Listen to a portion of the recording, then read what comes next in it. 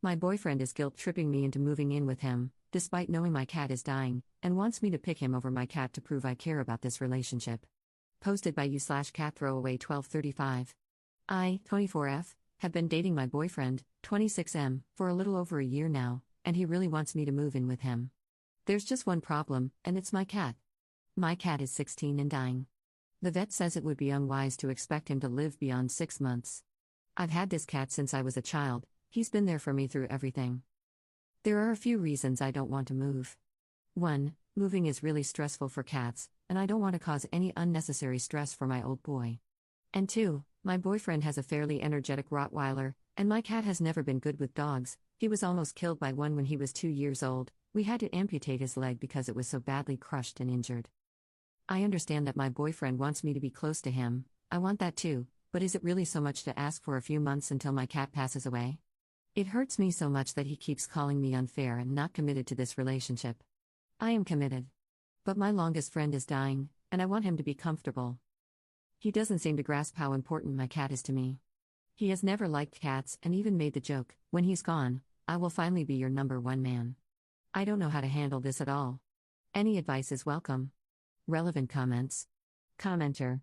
If he has a dog, how can he not understand what it's like to love an animal? Ops response. He doesn't think cats actually have emotions or anything. He's one of those people who think cats are evil and dogs are a saving grace, which was fine before. I understand that not liking cats is almost as common as liking them. Update 1 day later. First off, let me say I'm still shaking, so if this is a rambled mess, I'm sorry. All your kind words from yesterday made me cry, thank you all so much. I thought I would give some backstory on how my boyfriend and I met. It was through a support group, as I mentioned. Growing up, until age 7, I had a very abusive dad. When I was 7, he tried to kill my mother and me. Luckily, the cops intervened and took him away. My mom charged him, and he was put away. When the trial was done, we moved, and my mom gave me Mumu, don't judge the name, I was 8, from a local shelter. I didn't fit in at the new school, and Mumu was the best thing in my life. Back to the support group. I shared my story, and my boyfriend confronted me afterward, saying he also had abusive parents growing up, and we bonded over our similar situations. I didn't realize how much control he had over me until recently. He convinced me to stop seeing my therapist, and we also stopped going to group. He used to tell me what to wear and how to style my hair, it's very curly, and recently, I've been straightening it because he would always say it looked better. A few hours ago, I invited him over for lunch and to talk. Luckily, Mumu was in my room sleeping.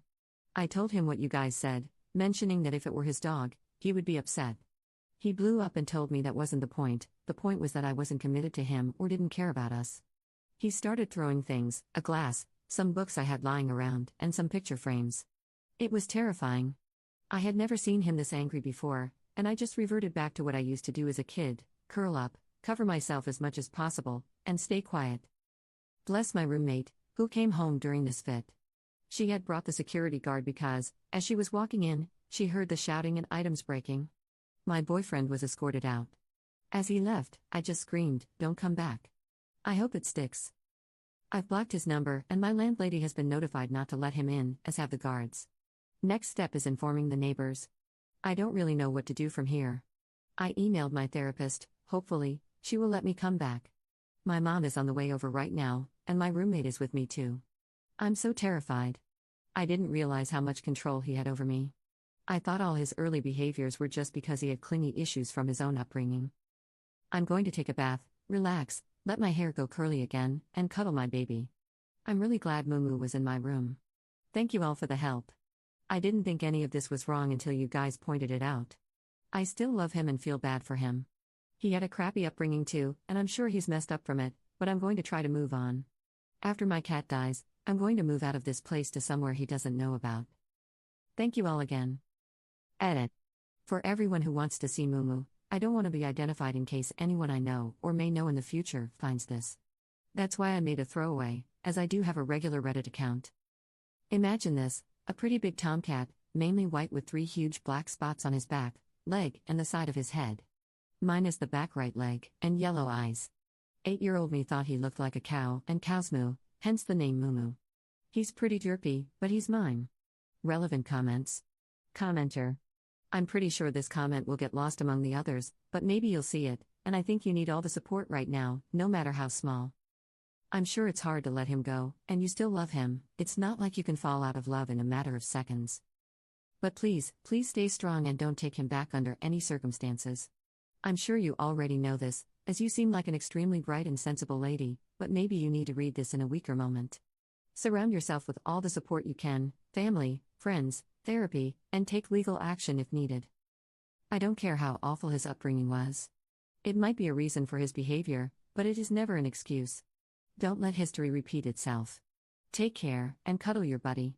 Ops response. Thank you. My mom got here a while ago, and she said the same thing, don't end up like she did. It's scary how I almost went into the same cycle. I love him, but some of the things he screamed at me, I hate that cat, I'll kill him, among others, scared me. I could never expose my cat to that. I won't go back to someone who would hurt something so close to me. Second update 6 years 7 months later. Hi everyone, this is kind of crazy. I was on my regular Reddit account, I am an avid follower of this subreddit, when I saw my own post on here.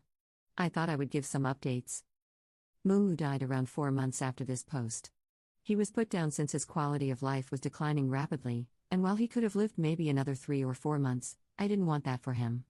He was in the last stages of kidney disease and needed so many drugs and subcutaneous hydration just to keep him going. I miss him every single day. I still have his ashes with me, and I make sure to keep him in a sunbeam on the window, that was his favorite thing. Regarding my ex. The embarrassing part is that I still felt so bad for him for so long. I saw a comment on the original post that said it sounded like I was just looking for validation that his behavior wasn't okay, and I think that's true. Besides controlling my hair, he also pretty much decided everything in our relationship, what we did together, what we ate, and the shows we watched. It seemed so small at the time that he never wanted to go to the places I picked or listen to the music I liked. He always had a reason at first, but then eventually, it was just because he didn't want to do those things. And for some reason, I let that happen. I did try to go back to that therapist and the group, but even after I told her and them what happened, I felt unsafe being there.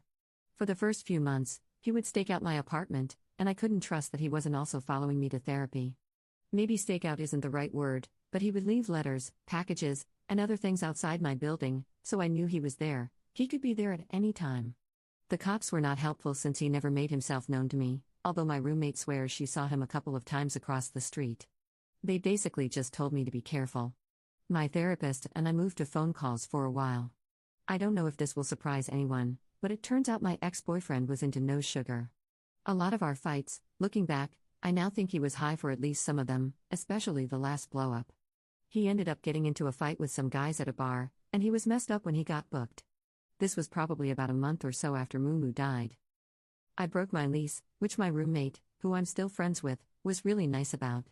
I moved back in with my mom, who lives in a different town, for a few months before finding another job just one town over from her.